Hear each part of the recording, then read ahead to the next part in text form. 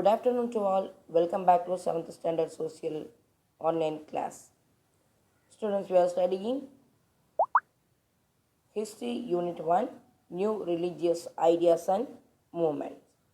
Yesterday, we have studied about the introduction part and the devotional movement of Alvar and Nayanmar, who were called as Alvars. They were the Vaisnavite saint. Those who are worshipping Lord Vishnu, they were called as Vaisnavites. And there are 12 Alvas, and who are the Nayanmars? They were the Saivite saint. And there were 63 Nayanmars and their contribution to Tamil literatures. All these things we have studied yesterday. Today we are going to study about Adi Sankara. Adi Sankara or Sankaracharya. He was born in the year 700 and he was died in the year 750 AD. He preached the philosophy Advaita. So what was the philosophy of Adi Sankara? Advaita philosophy. The essence of this philosophy is that the soul means Atma, it unites with the universal soul, that is God. Our soul is lastly joined with the God, Brahma, through the attainment of knowledge.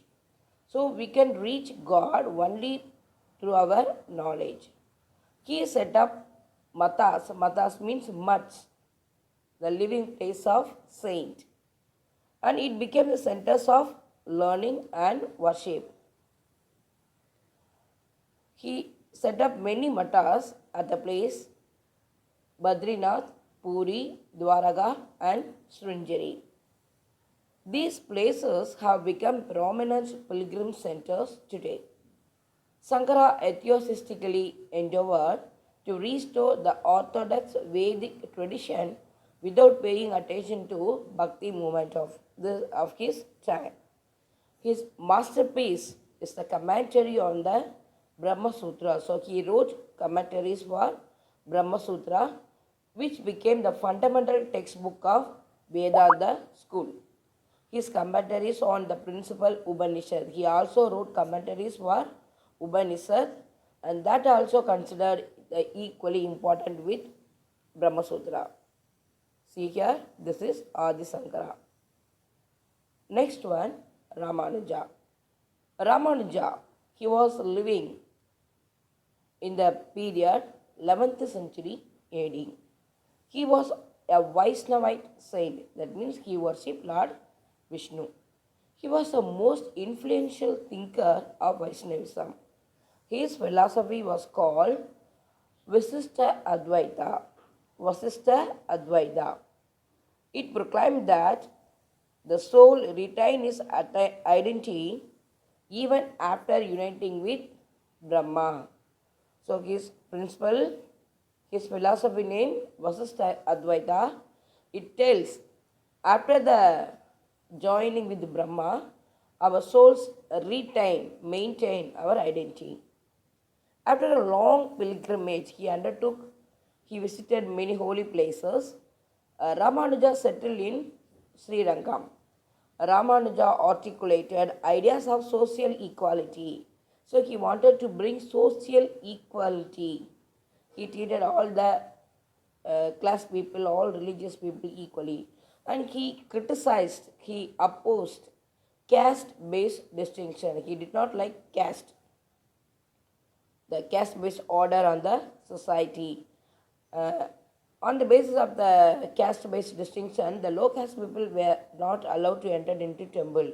That practice was not liked by this Ramanuja. So he criticized that policy.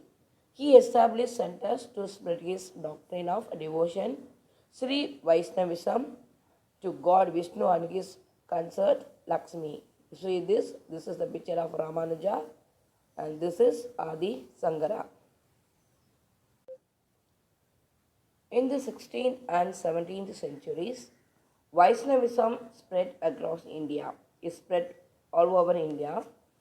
The Vadakalai Vaishnavism originally flourished around Kanjipuram, which was popular Center for Sanskrit Learning. Vadagalai Vaishnavism, their main language, Sanskrit learning. Tenkalai Vaishnavism is centered around Sri Rangam. Vadagalai set focused on Vedic literature, which is written in Sanskrit. The Tenkalai set it stressed importance of Divya Prabandham, that is Nalayana Divya Prabandham, written by 12 Alvas in Tamil.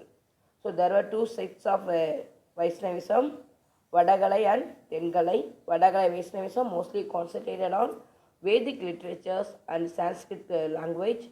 Tengalai Vaishnavism, they gave importance to Divya Prabandham books was written by 12 Alvas in Tamil.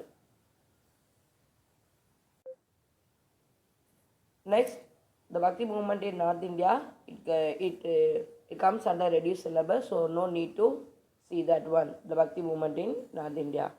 Now we are going to see about Sufism in India. Sufism, it is also a Bhakti movement, but it was among the Islamic people. The advent of Sufis to India date back to the Arab conquest of Sind. Advent means coming. The Sufis coming to India during the period of Arab conquest of Sind. It gained prominence in the year 10th and 11th centuries AD during the period of Delhi Sultanate. Sufism adopted many native Indian concepts. They adopted our Indian concept like yogic posture, that is meditation posture, music and dance. So these are the three practices they adapted from Hinduism. Sufism found adherents among both Muslims and Hindus. It gained prominence in the year 10th and 11th centuries AD during the period of Delhi Sultanate. Sufism adapted many native practices. What are the practices? Music, dance and meditation. Sufism. The word Sufis takes its origin from Suf. So the word Sufism, it's take from the word Suf, it means wool. The Sufis wore horse garments made up of wool and hence they were called as Sufis. So these people, they are always wearing the cloth wool, so they were called as Sufis. Sufism was basically Islamic but was influenced by Hindus and Buddhists, particularly Mahayana ideas. So Sufism is followed by the Islam people, but it was basically influenced by the Hindu principles and Buddhist Mahayana principles, ideas. It rejected the stringent contact code of the ulemas. Who are the ulemas? They were the religious leaders. In Islam, the ulemas, they dominated in the Islamic society. So these Sufis people, they rejected the code of or rules of ulemas. Sufis lived in hermitages akin to monasteries. So their living place akin to monasteries and functions outside societies. See here is the Sufi saint.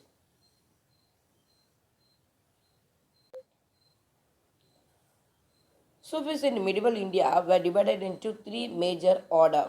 They were Chishti, Surawardi and Firdausi. Moinuddin Chishti made Chishti order popular in India. So the Sufism in medieval period in India, they divided into three groups. They were called as Chishti, Surawardi and Firdausi. In Chishti, the important saint, Moinuddin Chishti, he made Chishti order in India. He died in the year 1236 in the place Ajmer, and his resting place is in the Ajmer Sharif Dargah. His Samadhi, that is in Ajmer Sharif Dargah in Ajmer, Rajasthan. The best known Sufi sage of the early medieval period was Nizamuddin Auliya of Chishti order, who had a large number of followers among the ruling class in Delhi. Poet Amir Khusro was one of its distinguished follower. Note this one. Amir Khusro, he was a follower of Nizamuddin Auliya. Next group, Sugrawadi order. was founded by an Iranian Sufi, Abdul Wahid Abu Nazib. Note it. The Suhrawardi order was founded by Abdul Wahid Abu Nazib. The Firdausi order was a branch of Suhrawardi order and its activities were confined to Bihar. Next philosopher, Kabir. Kabir as a Muslim, Kabir came under the influence of Varanasi-based Saint Ramananda. So Kabir, he followed the principle of Ramananda. He accepted some Hindu ideas and tried to reconcile Hinduism and Islam. So he treated both Hindus and Muslims equally. He accepted some philosophy or some ideas from Hinduism and he wanted to unite both Hinduism and Islamic people. However, it was the Hindus and particularly those of the lower classes to whom his message applied. So his message mainly reached the low caste people of Hinduism. Kabir believed that, underline, God is one and formless. Kabir believed that what? There is only one God and he has no form. Even though a different religious sect give him different name and forms. In Hinduism, many names was given to God. Rama, Krishna, Shiva, like that. Allah in Islam. So even though we have given many different name or different form, there is only one God and he has no form. This is the belief of Kabir. He opposed discrimination on the basis of religion, caste and wealth. He did not like the differentiation or the high caste people, low caste people, Hinduism, Islam, that disparity he did not like. Rich people, poor people, like that. He also opposed, condemned means opposed, the meaningless rituals. Because at that time most of the people they spend a lot of money for doing religious ceremonies, religious functions that we call rituals. Kabir's verses were composed in Bhojpuri language. Notice one, Kabir language or Kabir poems are composed in Bhojpuri language mixed with Urdu. The Kabirs, underline this word, Granthawali and Bijak. These are the books of Kabir. Granthawali and Bijak contain the collection of Kabir verses. Students say this. This is Kabir. He wrote many dohe. We can see his dohe in Hindi. This is Sufist.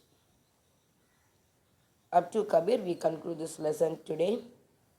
So today we have studied about Adi Shankara and Ramanuja and Sufism in India and Kabir.